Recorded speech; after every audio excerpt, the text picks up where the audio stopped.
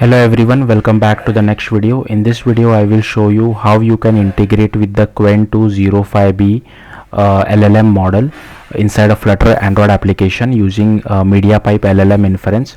So yeah, let's get started. So first I'll show you guys the demo. Now this Qwen205B model is quite huge. It is almost around 500 MB.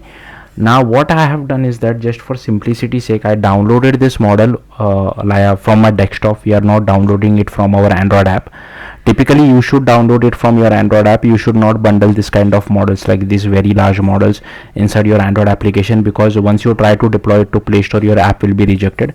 But here just for simplicity sake I downloaded the model from our desktop, and then I bundle it with my Android application, just to keep this tutorial simple. Okay, so here you can see this is the output. So here you have a text input, you have a submit button, then there is the reset button as well. So here I'll just ask one question like who is Donald Trump? Okay, and I'll just click on submit. So it will start answering that particular question. Here you can see it is streaming as well, so it is not, we don't have to wait for the entire data, and everything is happening offline. As soon as the model is downloaded, the only thing is downloading the model. As soon as the model is downloaded, here you can see I'm not connected to network.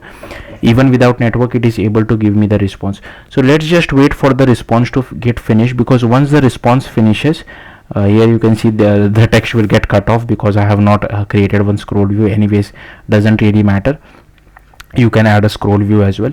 But let's just wait for the response to finish. Once the response finishes, just beside the reset button here you can see we get the number of tokens remaining as well.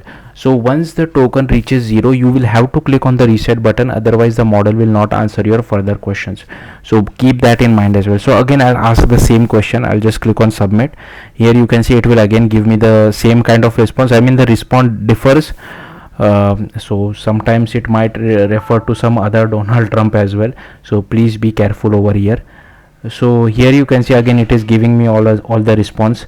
So yeah, now let it be the thing. So here you can see the tokens is 312. Once the response has finished processing, the token will decrease as well. So here you can see it now decreased to 40. So if I click on reset, it goes to -1, which is fine. Then now again I can ask it who is Donald Trump, so it will again give me that answer. So hopefully you got the point. Now first what you need to do is, I'll just show you this URL from where you need to go and download this particular model. Okay, so again you can't use any models. A model should be compatible with MediaPipe LLM Inference as well. So first you need to go to, so I'll just show this URL to you. So you need to go to this particular URL over here. So just paste this URL inside your desktop browser and it will download the model for you. Then later on I will show you where exactly you need to save the model inside your Android application, but typically you should not do this. You should ask the user to download the model, and also make the user download it only on Wi-Fi. Otherwise if they download it via mobile data, they might curse you later on. Wow, like expecting it to be a smaller model, but in reality is a very big model. Okay, anyway, so let's get started. So here inside lib I have this main.dart file. Here I have imported Dart async. This is Flutter material. Then here I have imported Flutter services as well.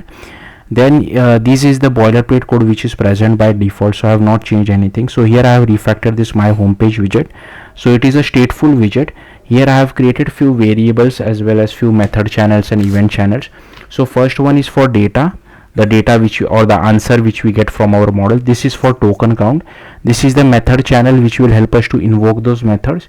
Then here we have two event channels, one for data and one for token count. And given that there are two event channels, I have created two stream subscription as well, because it will continuously send the data with the help of stream. Then inside the init state we are just initializing our subscription 1, and here you can see once we get the data we just append to our data variable. And for subscription 2, once we get the data we just assign it to our token count variable.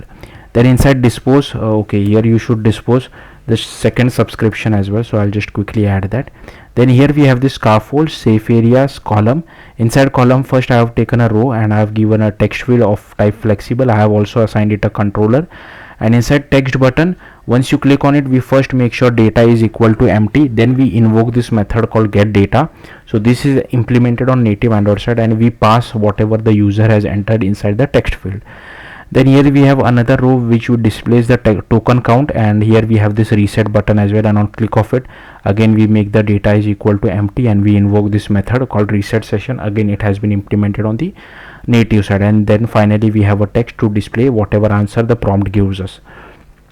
Okay, then you just need to go to Android folder. First you need to go to app, and here you need to go to build.gradle.kts, and here first you need to add this particular dependency, MediaPipe task gen AI. So make sure you add this particular dependencies.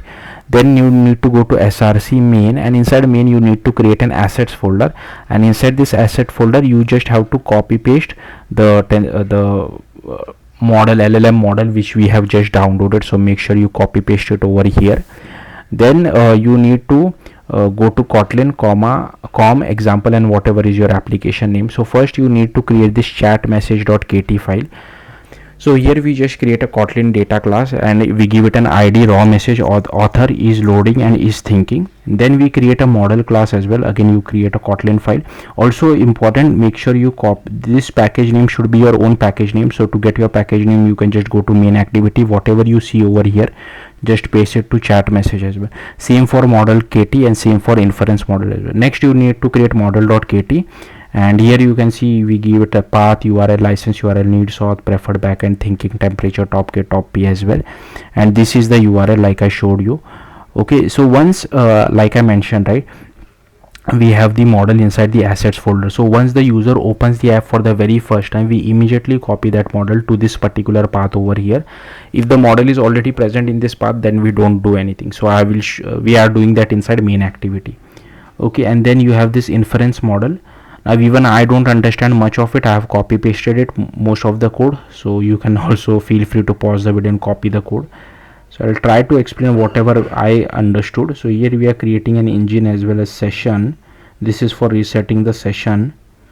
Yeah, rest even I don't really understand. This is for calculating the tokens. So I'll simply scroll through this. Feel free to pause the video and just copy this code. Okay, then you need to go to main activity.kt over here. Again copy paste all these imports. Here is our inference model. Here is the event channel for data, event channel for token count, and we have this attach event as well for each. Then here we have the method channel. Then here I create a mutable list for messages. Current message id is equal to empty and token remainings equal to mutable state flow of -1. Then inside on create, here you can see this is where we copy the model from assets to that particular path, but if it is already copied, then we don't do it. Here I have created a separate method for that, and then we initialize our inference model as well. Then inside configure Flutter engine, we just do event channel. So this is for the first one event channel, and this is for the second event channel as well. Once that is done, here we create a method channel for calling all the methods. So here you can see LLM platform. So once get data is called, we get the prompt which the user send. Then we attach, like we create a chat message, we append this to our now this particular thing even I don't completely understand. This is for counting the tokens. Okay, so that's what we are doing over here. So this is the entire code. Then here we initialize our async reference, and here we get the partial result. So as soon as we get the data, I just stream the data back to Flutter side over here. Again, this is for calculating the tokens. This, if is done, you can use this event as well. So suppose you once you click on submit, you want to disable the text input or disable the submit button, and so how will you know once the LLM has finished sending the response? So this is your callback is done. So I'll leave that up to you. Just like I'm sending the events for data, you can create a separate event for this as well, and then you can enable disable it.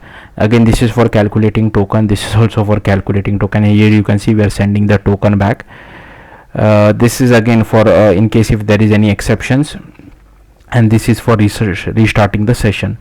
Okay, and these are helper methods, so copying asset to file. Again, this is related to tokens remaining. Even I don't really understand it, so I'll simply scroll through this. Feel free to pause the video and just copy the code. So yeah, that's all there is to it. If you have any questions, do let me know in the comments. Thank you for watching. Bye.